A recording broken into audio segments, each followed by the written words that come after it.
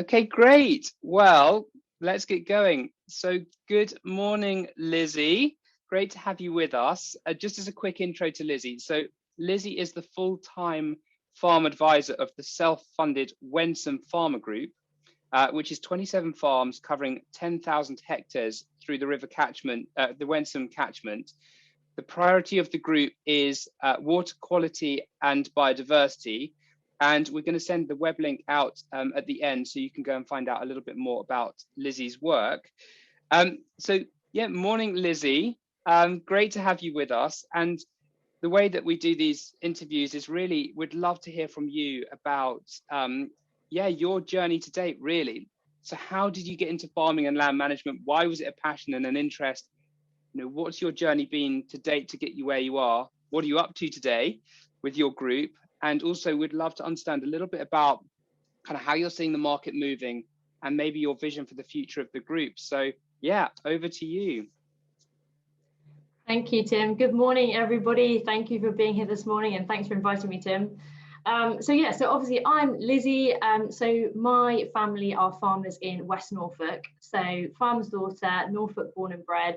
I guess that sort of fueled my initial interest in agriculture. So I'm from a sheep and beef farm. So my childhood was spent putting down and taking up reels and reels of electric fencing, as most shepherd's daughters or sons know about. But yeah, so that's kind of what fueled my interest in farming. Both my parents are very interested in ecology, so that kind of gave me a really good start. And then I went and worked abroad for quite a few years, which gave me a really good backing, I guess, to life skills, if you can say that. And then I decided to come back and do my agricultural degree. Then I went off and did my basis, and I've just been really lucky to learn from some amazing ecologists and some amazing farmers, which has kind of given me my kind of background, I guess. So in terms of our group then, what are we working at the moment? So as Tim said, our priorities are split into two. So we've got water quality on one side and biodiversity. Water quality encompasses everything from, we've got our own water testing equipment. So I test the whole catchment. We're actually the only organisation at the moment testing at all on the River Wensum, which is quite special and unique for a gaggle of farmers, but it's brilliant. So we've got water testing. I'm looking at field drains, field ditches, main tributaries and the river as well, to understand what sort of field scale measures are actually working. So how much of an effect cover crops have, or extra mitigation measures, silt traps, etc. And that also then incorporates using FarmScoper, ADAS FarmScoper as well. So that's the water quality side, so looking at phosphates and nitrates. The biodiversity side is really looking at enhancing everything we've got. So ponds, hedges, can we find new ways of laying or rolling hedges? Species surveying, using local bird watchers to get lots of data. But we also have a very exciting resident population of turtle doves, which is really important, and looking at our floodplains. So at the moment, our floodplains have got all sorts of enhancement projects as well. So that gives you a flavour. In terms of kind of key projects at the moment, we are really trying to get some traction in terms of water quality, in terms of lobbying certain organisations, particularly looking at Anglian Water, to really take responsibility for their proportion of phosphate. And our data has shown that the farming proportion of phosphate is much lower than any of the organisations had previously thought. So we're getting some real traction with that. And then currently we're just coming into starting to look at ponds that we're going to restore in the autumn, and getting ready for some of our follow-up cover crop meetings. Lizzie, it's so an unbelievable amount of activity. And as I mentioned in the intro, so you're working on this full time, right? So, and you really act as a farm advisor. So it's really about engaging with the farmers, building up that rapport, I guess, taking them on a bit of a journey as well, because of course, you know, they're probably focused on their farming activities and you're there to really support and advise them. How do you do that? How do you really work with the farmers to make sure that, I guess, all the opportunities that are in front of them are being fulfilled? Yeah, so it's a good question. Everything is about relationships, obviously. My job is to work with them one to one and then as a group, because they're quite sort of separate things. You know, working with them one to one, I'm working with their own objectives. You know, some of them are really interested in soil, some of them are more interested in the biodiversity side. And so it's trying to sort of get everyone on, like you say, that kind of journey of moving towards and getting everybody ready for Elm and what that is going to hold for us. So I look after a lot of the countryside stewardship, but my job is to motivate, is to advise, is to inspire, and then the group as a whole. You know, I'm always having discussions with the farmers about where they want to go, and keep giving them ideas. You know, do you want to do this? Shall we do? Because at the moment we're doing a elm test and trial. We're looking at doing a landscape pilot for the tier 3. So just constantly bouncing ideas back from each other to get this kind of traction of where we want to go. But everything comes back to relationships, understanding how those farmers tick, understanding where they want to go, because you know it is all slightly different, you know. And I've got tenants, I've got landowners, I've got organic, I've got conventional, and they're all understandably very, very different, which makes it brilliant. And then it's using things like competitiveness to kind of drive all of them forward to get to that kind of common goal. And with that, Lizzie, so, you know, obviously we're going through massive changing times at the moment. Are you starting to see that people are more, as they become part of this group, are they more curious and interested to take on new ideas, listen to different kind of new approaches? Is there kind of more of a willingness to engage and participate in these new activities, whether it's the tier 3 of elms, potentially doing a landscape scale project? What's the general sentiment at the moment within the group about taking on these new initiatives? Yeah, so the general consensus is that so much has happened since I started in 2018 that they would never not be in a cluster group now. I mean, just having the sort of pinnacle person has given them access to so many organisations they would never have been able to access, and have contacts through me that they would never have been able to have contacts with. But with the water quality side, you know, they all had an interest in the stewardship of the Wensum. They all had that, but they had no idea that behind the scenes, the River Wensum was failing so badly for so many of the targets, and that actually there's a white paper sitting in DEFRA at the moment saying that they want to grass over the whole of the catchment. You know, they were totally unaware of that. And within our catchment, there's a bit of a conflict with the Environment Agency, because the Environment Agency are self-funding through pollution incidents. So, you know, having that pinnacle person to kind of connect the dots, but also lobby on the farmer side and promote what they are doing. This is the first opportunity within a catchment that we have got data on what the actual losses from farm businesses are. You know, all of the DEFRA, all of the different organisations are relying on modelling. So that is absolutely essential, realistic data, and that would never have happened without the cluster group. But it's also access to lots of different opportunities, like you say. So and all of them, if you look back on their journey, some of them were in the group right at the beginning in 2015. You know, you can see that they're all taking up different opportunities now and actually see the whole agricultural industry in a very different light because of the group. And I guess in that, with BPS starting to disappear and elms starting to come about, that puts your group in a really interesting position, I would guess, well, I know you're part of the elms, one of the trial and tests. So how are you finding that you as the kind of that pinnacle person, the facilitator, the advisor, can kind of take your group on a journey, whether it's within an elms test and trial, whether it's a tier 3 pilot, or indeed within like the natural capital market, say getting Anglian Water to fund any of your interventions? Like, how are you seeing as you, who's there, Lizzie, as the full-time person, can kind of steer the whole group and open up all these new opportunities going through into the future? It's just lots and lots and lots of talking. Lots of talking with them individually, talking with them as a group. So our test and trial at the moment is based on reverse auction, which has been really tough actually for us as a group.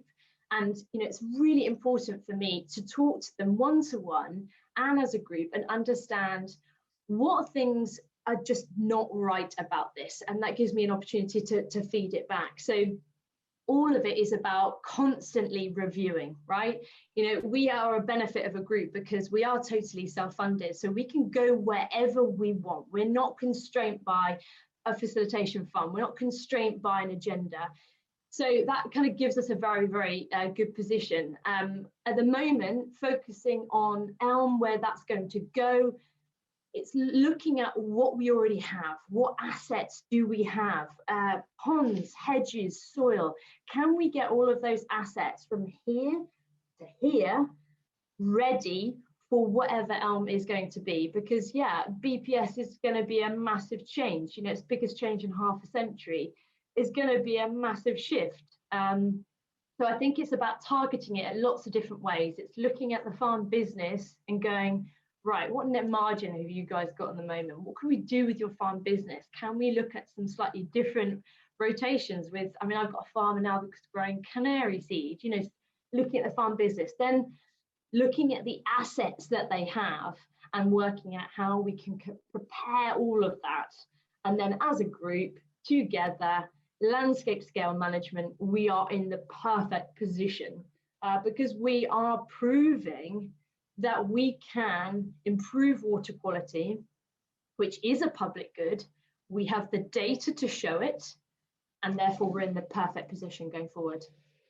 And with that kind of positioning that you guys have now, I was just wondering, like, do you, because so Lizzie, you were saying before, your one of your chief roles is to go out and bring in more advisors, more knowledge, know-how, whatever. I know you're speaking to Jake Freestone as well from Overbury. So how do you find that works as well, Lizzie? Like, you know, do you find that, oh gosh, we've got this problem or challenge or something that we don't know about? I, as Lizzie, will go out and find the right person to plug that gap. Like, how do you approach that to make sure you have real cohesion and I guess a really solid strategy for everyone? Yeah, so that's a really good question. When I first started, you know, I used to put so much of my time into finding lots of different speakers to constantly give people an opportunity. And actually what I've learned over the sort of few years is that you need a balance between, yes, having some events where you have a guest speaker, someone that's absolutely fantastic like Jake, who's just brilliant, but also there needs to be a balance of meetings that are just with my farmers. So for example, and I've learned that now, that actually it's okay to have quite a few meetings where it's just us. And so for example, we're looking at different hedgerow management techniques. So looking at, instead of paying somebody £14 a metre to lay a hedge, which I understand is not very appealing, can we do some trials where we do wildlife hedging, where you roll it with a digger? So we're doing events like that where we'll go to the farm, we'll trial it, everybody get together and we just have lots of open discussion. The cover crop meetings equally, you know, we put the cover crops down, lots of different soil types, lots of different mixes, and then we have the chat. So I approach it like quite carefully now. I do want guest speakers, but I'm quite selective about when we have them, how we have them, and then plenty of time for us as a group, because the relationships are so strong now that actually they can have very open discussions and challenge each other over whether you should plough or you shouldn't plough. So we've got that now, and we can use that as a discussion tool. And I mean, hearing you say that, Lizzie, in terms of kind of all the advice, both at a group level but a one-to-one level, the amount of time, you know, out doing water testing, you know, bringing in speakers, getting these kind of group sessions, going out and do hedge planting and things like that, and all these experiments you're doing. I mean, it's kind of no wonder that you have to be full-time to make this really, really work. And I was with this kind of, I understand that, of course, you know, with Elms, there's, you know, it's coming down the line, but there's nothing we can guarantee just at the moment. But it feels that there's, you know, the natural capital market, this ability to go and get funding from corporates to deliver certain outcomes. Are you finding that, you know, with all of your activity, with all of the experimentation, with all of the social capital you're generating, with all the data that you've got at your kind of fingertips now, you know, that you're in a much better position to go and actually access that natural capital funding? Yeah, I mean, could you talk a little bit about how you're strategically approaching that. Like, what information do you feel like you need to be, what level do you need to be at before you can go and actually unlock capital from corporates? Yes, that's a good question. I think at the moment we are really focusing on Elm and what that is going to be. You know, most of my farmers are in countryside stewardship, and we feel that that's a really positive future. So yeah, that's a massive part. The kind of sort of private sector is something that we are dabbling with, and we have one farmer that's got quite far through with an agreement at the moment with very mixed success. But obviously we're using that example to inform everybody as a group and have very open discussions about what worked, what didn't. So I think at the moment we're at the stage where we're just putting out lots of feelers. What I would say is that when you get a group or farmers to such a elite, if you like, and such a position, it's very easy to have conversations with certain organisations because they want to engage with you, right? You know, so I've got 27 farmers. I know what their land is. I know what we have in terms of you know, advantages. I know what we have in disadvantages. So we as an entity are very attractive. So, you know, in terms of other cluster groups across the country, even if the goal is just to get to a certain point where Elm is going to be there, private sector money is going to be there, that is a good position. And all of that then comes back to truly understanding what you have in terms of the floodplain, how many ponds you have, how many restored ponds. And so even if, I mean, I was talking to a cluster group that's just starting last week, and they were saying, we're really worried that we're not on track. And I said, if you're talking as a bunch of farmers and you've got a collective vision and you're starting to work out what you've got and what you can do, you're on track. So I guess, and so in answer to your question, we are already in a very advantageous position sort of going forward. And Lizzie, you're just saying about this new cluster group and you giving advice to them. From your experience to date, since you set up in 2015, are you starting to see that, I mean, it's never quite like this, but there is a bit of a template that if a new farming cluster was to be generated, like they should go through these 5 steps, you know, whatever, they should come together, they should have a workshop, they should work out what their vision is, what they think, you know, they should go out and do the baseline assessment, they should go and capture the data, they should engage the community. Like, are you starting to see from your experience that actually there is a bit of a model that works, that really puts the group in a, you know, an advantageous position, as you were saying, to start to unlock these new opportunities? Yes and no. I'd say that you know, the thing that I have sort of observed is that cluster farm groups can be so different, so varied. You know, I was talking to a Yorkshire cluster farm group a couple of weeks ago, which have a totally different sort of vision to us. And I think that's okay, it's fine. But what I would say is that any type of collaboration is beneficial. I would argue that even if you're getting together and you're just talking about your soil and it's once a year, that is better than nothing. So you kind of get this sort of sliding scale, but anything is good, right? What I would say is that from my sort of observations around different cluster farm groups is that pinnacle person is the essential key. Because if you don't have somebody that actually truly wants to work towards the farmer's objectives, you don't get the same traction. So it doesn't have to be a certain organization, but it just has to be a pinnacle person that is very good with working with farmers and understanding how to go from here to here. And that's actually easier said than done. So yes, there is a model, but the model is a slight common vision so farmers can start talking. They don't all have to agree. I still have some farmers in my group that literally could argue a whole day about different ways of farming, but they do have a common vision, so they work, and then having that pinnacle person. And that pinnacle person, which again we keep coming back to, and this is something I've heard so many times before, I guess there is a kind of because it is such a changing market, and because I guess there, you know, like you say, the challenge from moving from, you know, point A to point B, it does take something. You know, it's not going to happen overnight. It's not going to happen without, you know, really putting in quite a bit of effort. But with that person, that pinnacle person, do you think it works because a lot of facilitators can't do the one-to-one advice, can they? So do you think that pinnacle person needs to be the one that really knows intimately those different farms, but also knows the group, but also knows the wider stakeholder base? Like, it's quite a big and varied role, but it feels like it needs to be as effective as it can be to really steer the whole group.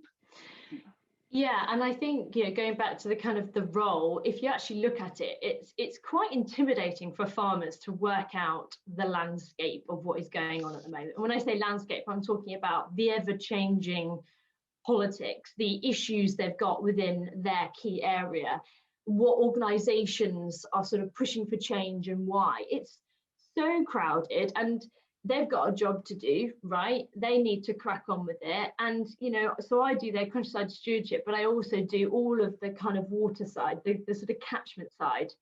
I just can't, that they just wouldn't have done that before. So again, that's another role for that person, is kind of like, it's just sort of bringing everything together, if that makes sense. But yeah, so going forward, I think, you know, being self-funded is a massive advantage, because I truly believe that if you want proper farmer buy-in and engagement, when they actually invest in something, they are there, right? So I think that's very, very important. But yeah, so going back to your question, I think, sorry, could you just repeat that last bit of the question, Tim? So it was kind of the variety of different hats that pinnacle person needs to yeah. You said about the one-to-one advice, didn't you? Yeah, and it is really, it's a challenge, right? So, and this is why facilitation funding hasn't always worked very well with us. And I think facilitation funding can operate and can assist, particularly with a startup project of farmers. I think it's a really good opportunity, and it will pay for like group events and things like that. It depends where the group wants to go. If you've got a cluster group that, you know, wants to stay around this level and actually it's functioning okay, that might be all right. If you have a group of farmers that actually want to get to where we're going and want to access funding and want to go where Elm is going to go and want to have that one person giving advice on water, soil, agronomy, all of those things, then yeah, you need to go from here to here. So I think in answer to your question, I think it depends what the objectives are. The lack of one-to-one advice, I would say, is a real barrier though for the facilitation fund. And yeah, I think that's kind of, a lot of people are saying the same thing, is that actually with the facilitation funds, it's kind of been great as a Kickstarter to get it off the ground and kind of create the cohesion, but actually in terms of being progressive, taking advantage of opportunities, like really moving with momentum, it requires more than just meeting periodically to do training events. And I think, yeah, I'm certainly hearing that more of these sort of facilitators or these kind of pinnacle people are actually now, well, like you, turning the groups into working entities. So whether it's a limited company, whether it's a community interest company, but something that allows that kind of cohesion, that money flow and that trading to start happening. And Lizzie, with that, like, could you share a little bit more? I can see we've got loads of questions coming in. I haven't yet looked at them, but I'm sure this might be in there. Is how did you structure the model that would enable the group to be self-funded? So going back, so when I first started, we did have some facilitation fund money, which was kind of coming in. And then it was quite clear that the farmers were the ones that obviously, you know, they funded me. So they saw a future. So that was kind of already done. They brought me in because they wanted to go from here to here. So I came in. And then there was kind of a real buy-in from the whole group, because initially I was actually only funded by 3 benefactors. And then that kind of spread out across the whole group, and they all started to see huge value in the project and all the time that I was being able to give everybody. So that's when we decided, okay, let's do if you like, a membership fee. So we've got our own bank account.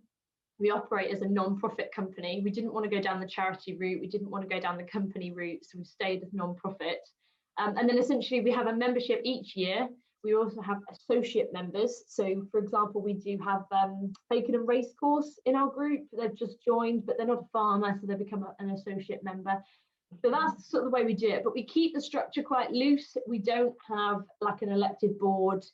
We have a treasurer, and then we have what we call steering group meetings, which is every month. So we have a main group meeting every month, and we have a steering group meeting every month. And the steering group meetings are when we discuss things like money, elm trials, how the reverse auction's going, so kind of honing down. And it works really, really well. The membership goes out. We still have the 3 benefactors, which means that they're able to pay me full time. And then we have our bank account, and that's the bank account that we use everything for, right? So we pay our guest speakers out of that. We pay people's travel out of that. That's what we buy our water testing equipment from as well. So yeah, that's how it operates.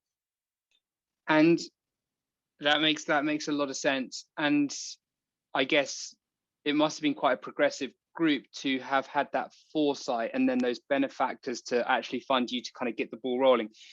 I'm sure a lot of the facilitation funds would love to kind of have someone like you, or have like that full-time person that can really like manage that whole set of activities that need to go on.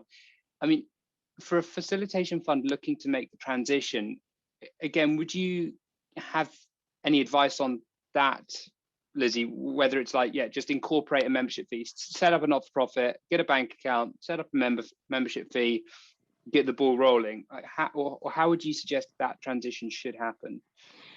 So everything has to come from the farmers. That is the most important thing. So, it doesn't, I've seen it quite often where facilitation funds have been set up with an organisation and the organisation has an objective for those farmers. And in my experience, that doesn't work. So my first question, if I was thinking of the group, I would say, well, what do the farmers want? Where do you want to go? Do you see potential in Elm and private sector money, and see if that is even an opportunity, first. I mean, like, for example, the Yorkshire group that I was talking about, at the moment, their grassland option, the payment option through countryside stewardship are so low. So they're using that group to kind of lobby and get attention and talk to test and trial leaders. And that works really, really, really well for them. So I would say, in terms of initial stages, it has to be the farmer's choice. They have to tell you where they want to go. And if they don't have any ideas, it's up to a person like me to go, okay, we could go here, we could go here, depending on what those local issues are. And then if you've got buy-in, you're already there, because then you can say, I mean, £1 per hectare is not a lot, is it? So it's not a huge financial commitment, but it means they're buying into the project. So I'd say that's quite easy to do. Amazing. And I guess with the £1 a hectare, naturally, to pay someone enough to make it worth their while to be full-time.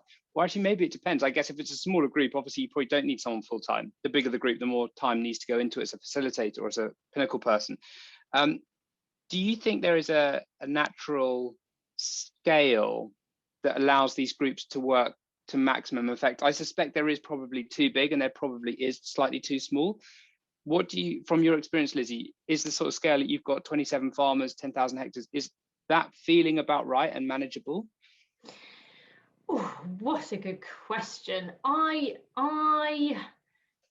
I'm not sure. I think personally, the feedback from my farmers, I do an anonymous survey every year for them to just give some feedback that they don't have to do in front of all the other farmers. And I always ask them, what are your plans? Do you want to get bigger? Do you want to stay the same? Or do you think it's too big now? Because there is a sort of authenticity around us at the moment, and they really feel quite protective over that, and they don't want to get too big.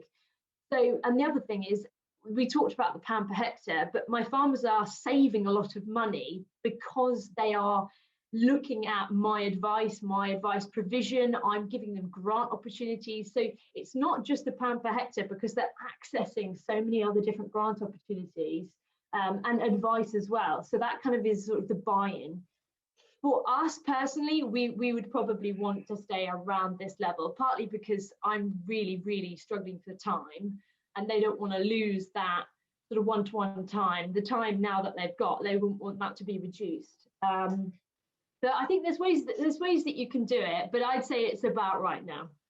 Okay, perfect. I'm conscious of time, and I'm conscious that I've got loads more questions, but so has everyone else in the audience. So the next question to ask, Lizzie, is, so we have our 90 acres just here. We are actually part of a facilitation fund, and I was on a call with the 3 steering farmers yesterday, which was really, really great. But what advice would you have for us, or the everyday farm given everything that's going on, what advice would you have for us that, just helps us kind of make the most out of what we have, or at least have, put ourselves in the best position going forward, really?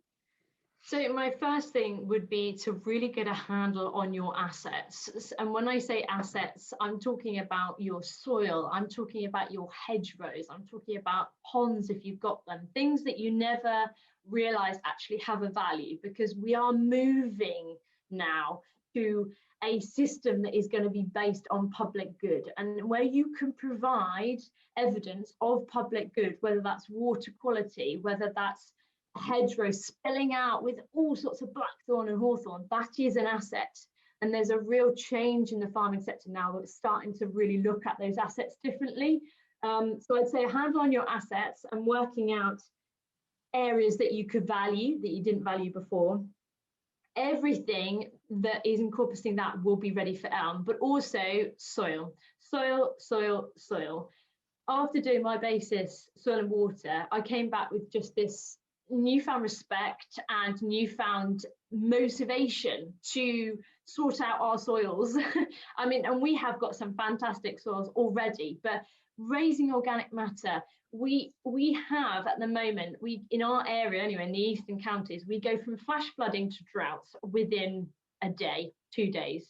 So we have to build that resilience. So we want drainage at the right time. So cover crops have helped with that. We've got more organic matter, which is like a sponge. But then also we need them to hold that moisture and the organic matter, and hold the water holding capacity for when we have then those dry periods. So everything to do with soil. And then that obviously goes back to rotation. So my other piece of advice would be to broaden your rotation as much as possible. So we're working on incorporation of semi-permanent grass lays. I'm very disappointed it's not in the sustainable farming incentive, but I'm working really hard to get it involved in the other 2 tiers, because I think grass is going to be a real solution for us going forward. And then of course, get involved with a cluster farm group, and any opportunity that you see future in, take it and take it. Amazing. And I think, because everything you just shared there, I guess when that gets complemented by the fact that you could be, or if you are in a farming cluster and you have that pinnacle person that can support you, give you the one-to-one advice, hold your hand through that baseline assessment. I mean, again, it takes so much of the risk and the nervousness out of getting yourself business ready for whatever the future is going to be. Yeah, and also it's given an understanding that the farmers didn't have, since post-war Britain, where we were encouraged to apply X amount of nitrogen fertilizer. We've never really understood how much is leaching from our soil just normally. I'm not comparing a good farmer with a bad farmer here. I'm just saying, just normally, in all our soils, there is a huge amount of artificial fertilizer which is being lost. So, now that we're doing all of the testing, looking at field drains and actually building that understanding, it's something that they'd never really realized. It's not really talked about. It's sort of like the thing that's sort of kept quiet. So yeah, all information is power, absolute power. And looking at, for example, what mitigation measures actually work. We talk a lot about cover crops, but there's not a lot of talk about how that affects, reducing nitrate leaching. So it's literally joining up that full circle, right? And then the farmers understand that they are providing public good. They have a value in that. They almost have a market in that. It's all going towards elm. Perfect. And actually, Lizzie, I want to say a couple of things for the next question that I've got is, next Thursday, we have Jake Freestone and Charlie Steer, so Jake from Overbury, Charlie from Grosvenor, talking about farm design and about the circular design process of a farm, so they're going to be covering all of this, which is going to be amazing. I cannot wait. And actually this afternoon, we have an organisation called Common Land who talk about landscape scale stakeholder cohesion, because they say a lot of what happens is that when the stakeholder relationships break down, the projects break down, which means you don't get the outcomes. So just to say that those things are coming up, because it's just so amazing to hear what you say about how this could really work for everyone. So the next question I have before Q&A is, with everything that we've gone through and shared, Lizzie, And the UK is in an unbelievably unique position for so many reasons right now. What do you think we need to do to really turn the UK into a case study for the rest of the world, to really demonstrate how good land management really can operate? I think in a lot of cases we're already doing it. You know, I think, you know, I've met so many different farmers, and my farmers as well are already up here. So I think we're already working towards that. I think as much as possible, looking at it's all the basics. It's looking at your net margin. It's looking at how we can reduce our pesticides, insecticides, artificial fertilizer, how we can value all of our assets we've got on the farm. It's all of that. But I think, you know, working together is definitely something that other countries could look at and go, wow, that's working really, really well. And in my experience, all of the things that I have mentioned are enhanced by a cluster farm group. So, you know, for example, if someone's a bit nervous about putting a 2-year legume fallow down, even though they know that it would benefit the rotation, but how's it going to work? Okay, at the next meeting, we're going to be talking about legumes. Come and have a look. Let's do a soil dig. Let's have an open conversation about what those costs are. They go away. By the time we come to the next cropping season, they're doing it themselves. It is the absolute perfect way to achieve. It really, really is. Amazing. So I think like you say, I think being a part of a farming cluster, having someone like you as that pinnacle person, that facilitator, it just almost allows everything to be optimized. You know, all of a sudden the ponds are being restored. All of a sudden there's whatever there is around the river banks that stop, pollution getting into the river.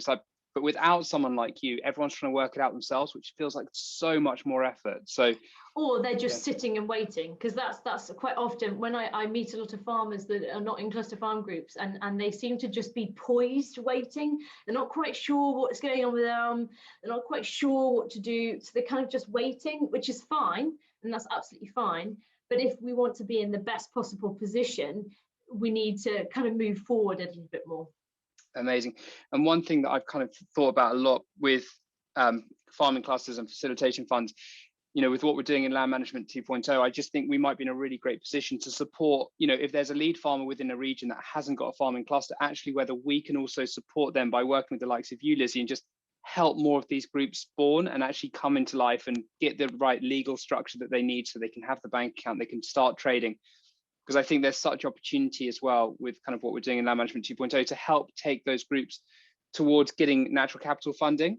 Because I think, again, there's just so many big corporates out there that are wanting to do their offsetting, do their biodiversity investment, whatever reason that they have, whether it's just PR and whatnot. But I feel like, again, going back to your point about the value of these clusters and kind of how they can leverage the assets and the social capital that they have, like the more that we can access funding, again, that funding could be funding the pinnacle person to make sure all of those objectives are delivered. So everything comes back to these farming clusters, really, doesn't it, in terms of delivering the outcomes we need to see?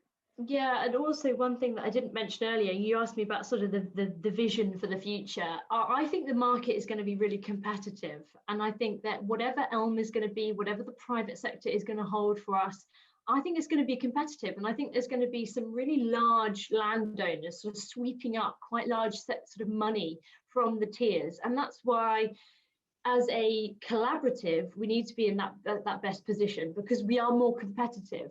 We know what we've got, we're working together, and we're in the better position rather than just working on our own. We don't know how much money is going to be split into those tiers. We don't know how much money is going to be available. So I think, again, it comes back to getting the assets ready, but being competitive. Yeah, I love it. I love it. Lizzie, great. Well, now is the time to move to the Q&A. We have so many questions. If we even get 50% of the way through, I'd be incredibly impressed. So thank you, everyone, for asking questions. I'm going to do my best to ask as many as possible. So, Lizzie, Tom asks, hi, Tom, it's always great to have you here. So the Upper Wensum Group gets more well known. Have you started being approached by the private sector looking into investing in natural capital? Hi, Tom. Thanks for your question. Yes, a bit, but the natural capital market is still very, very new. It's still very, very fresh. And, Natural England are meant to have this kind of overarching sort of model for it, and they're still sort of working out what's going on. So at the moment, it's all still very, very new. We are getting approached.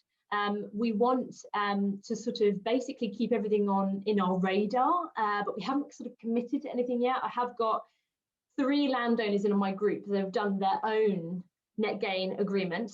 So not as a group, but just as a collaborative of just those 3. And we're basically looking at how they find their process. And their process has been quite complicated, and it's not actually been very straightforward at all. But yes, I think we're wanting to see what we'll bring. And we're going to be in a test and trial for the landscape pilot. So we'll be interested to see how that goes. But yes, in answer to your question, we are starting to be approached. That's one of the benefits. Cool. And that Tom asked another question, is saying you're really active on social media, and how much do you think social media acts as an outlet to help groups achieve what they want to achieve?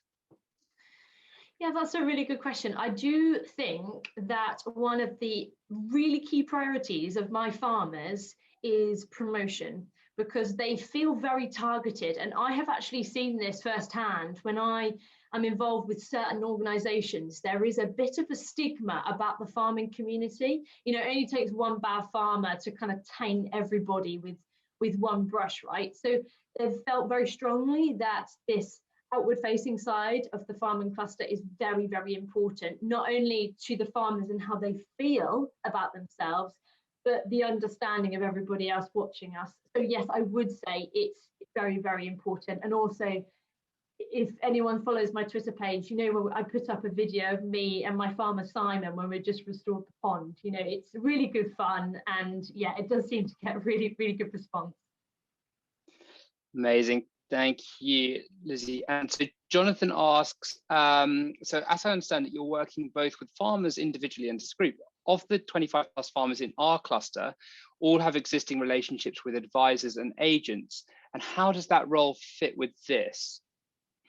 Yeah, so that's a really, really good question. I often get asked this, and the reality is that it can work absolutely fine. So I do have a couple of farmers that use external advisors, or for example, have their own agronomists. And the idea is basically we all sort of have our sort of specialism, if that makes sense. And what I'm finding with the countryside stewardship is that more and more I'm getting asked to do the countryside stewardship because I have a really, really intricate understanding of their farm business, which is an advantage over somebody that, for example, in an office. So I think it has a role to be a full advisor, but of course there are always going to be farmers that have their sort of own guy, which is absolutely fine, and we all kind of work together. So yeah, it can work. Because actually we had Greg Beaton from Brown & Co present last Thursday, and of course Brown & Co quite heavy in your area, so that is a really interesting dynamic. Brilliant. So next question, Bruce asks, what is the tree cover in the Wensum catchment? Oh, what a good question, Bruce. In hectares, I honestly couldn't tell you. I do have the data somewhere. We do have quite a lot of ancient, I'm guessing you're talking about proper like ancient woodland, because we do have some really, really special ancient woodland.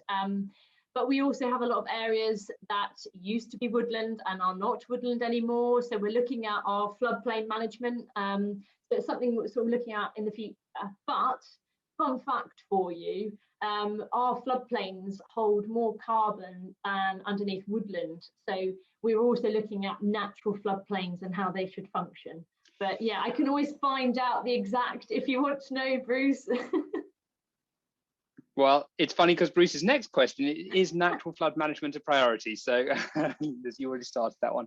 Yeah, absolutely, Bruce, it is. So in our catchment, like most catchments, there's been an awful lot of, I call it fiddling. So lots of different dredging of channels, you know, right back to after the war. We don't even really know what the restoration of the Wensum is anymore, because what are we trying to restore it to? But the thing about the River Wensum is there's so many organisations sort of that have a overarching view over what goes on. So Natural England, IDB, Environment Agency. So it can be quite crowded and they all have their own sort of view. But luckily, with my group, a lot of the area that floods is natural floodplain anyway. I do have some cases where I've got arable land and it does flood and it's a bit of a pain, but the majority of the floodplain does flood and function as it should. So that's not a problem. More what is our problem is, prehistoric siltation building up in the river, particularly behind our mills, which adjust the water flow and the water table.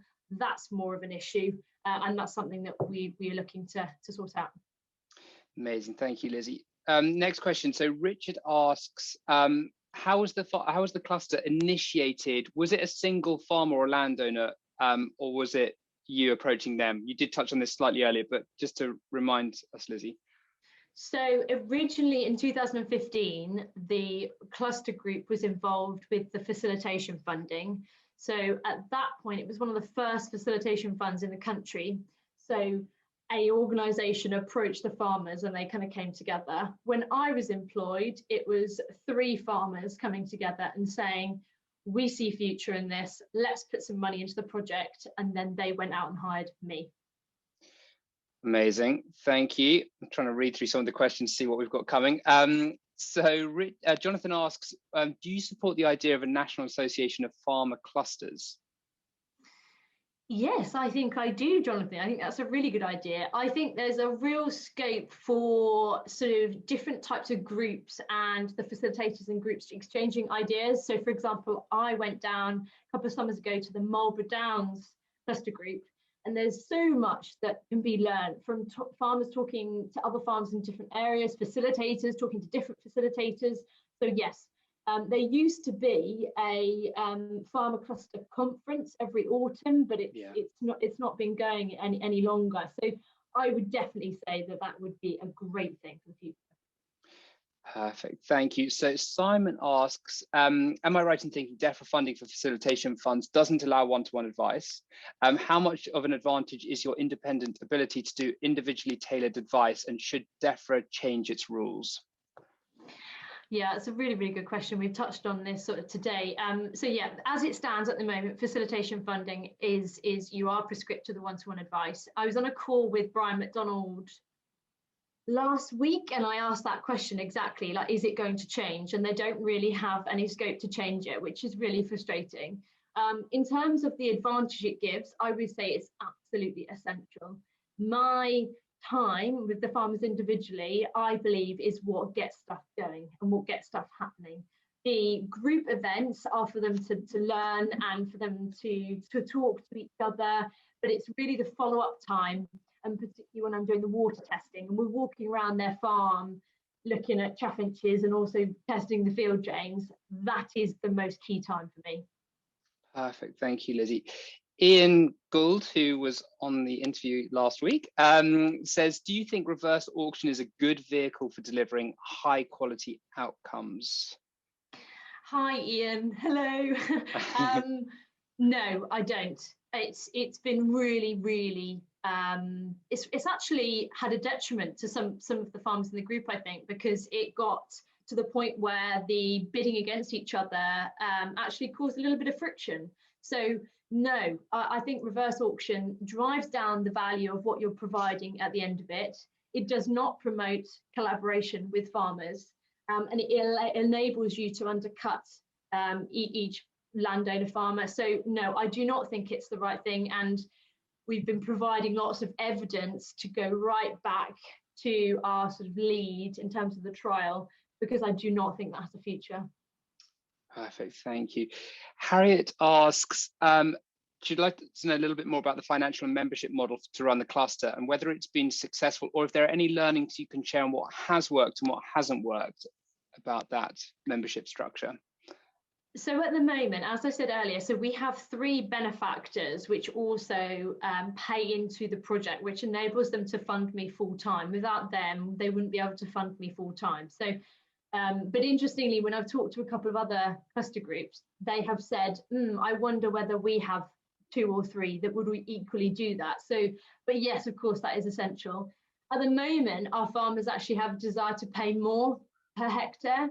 So quite a few of them have said that I would be willing to pay more, which really shows their value in the project, right? So I think there are lots of different ways of doing it. what we have discussed before is, like, should we, for the larger estates, so say for example you're a 200 hectare farm, you're paying £200, but when you get up to 500 hectares or 1,000 hectares, should you pay like a little bit more, because obviously my time is a little bit more. So we have explored that. In terms of what I would advise about it and what we've learned, I think you just need to keep those conversations going with the farmers, because it has to be them that really gives you the indication of what would work, if that makes sense. And also, the one thing I would tell you about is, we had a farmer that had our bank accounts, and he's changed the name, but it also does say the particular farmer name. And so he was sending out invoices to some of the landowners, and they were like, well, why, are you going to go to Barbados with this money? Can you be a bit clearer about, why? So I'd say communication, communication, communication. Amazing. Thank you, Lizzie. Bruce asks, what is Hedge rolling with a digger? Is this the same Bruce? I love the fact that Bruce is asking so many questions. So basically, at the moment in Norfolk and lots of other counties, our hedges are either abandoned or they're over trimmed and over managed. So what we want to do is bring back the cyclic management. So we want to increase base diversity, and obviously historically you'd have done that by coppicing or laying. Coppicing is really hard for us because we have a lot of deer browsing, and laying can be very, very expensive. It looks amazing, but it's like £14 per metre. So we are looking at different ways to get growth from the base, but also do it with, for example, a digger. So you've got your stem like this. You either make an incision partly with a chainsaw, which then kind of like encourages the stem to move, and then we roll it with a digger. Or if it's the right age, you can just go and roll the whole stem with the digger. What this means is the break is lower down, the new growth comes from the break. You get the same effect, a bit like a hedge lay. Great, thank you, Lizzie. So Kate asks, so how does so sharing your knowledge with other farmers, clusters or facilitators, could we see that you guys could be selling your knowledge as an income stream by any chance? That's a really, really good question, because I do get asked a lot to help with stuff. And for example, last month I did go down to a Suffolk cluster farm group, and I was hired out for the day. So I took my water testing kit, and we tested lots of drains and rivers and ditches and stuff like that. And it was really good. And yes, it brought in a little bit of income. But the consensus after I did it was that because I'm so short of time, my farmers want me doing our stuff. So I don't think we're really going to be doing it much more. I wanted to help them out, and it was a good opportunity. But really, I'm so busy that they want me to focus on us. And I wonder, Lizzie, question from me, but whether we could facilitate more knowledge exchange between farmer groups as Land Management 2.0, just run workshops, community sessions, just because it feels this conversation has been so unbelievably powerful. Like, I've learned an incredible amount, and I think, we need this knowledge, shared amongst everyone, right? We need to do, because that's how we're going to move forward with maximum momentum. And I wonder whether we can facilitate anything as Land Management 2.0 to kind of get that knowledge exchange working in a really efficient way, so it's not taking you like half a day to drive somewhere. And anyway, just an idea. So next question, very conscious of time now. Tim asks, very important that you guys can inform government with real robust data. So DEFRA has made some erroneous assumptions with probably bad modelling. Some experience of the power of data down here, Martin Down, Farmer Cluster.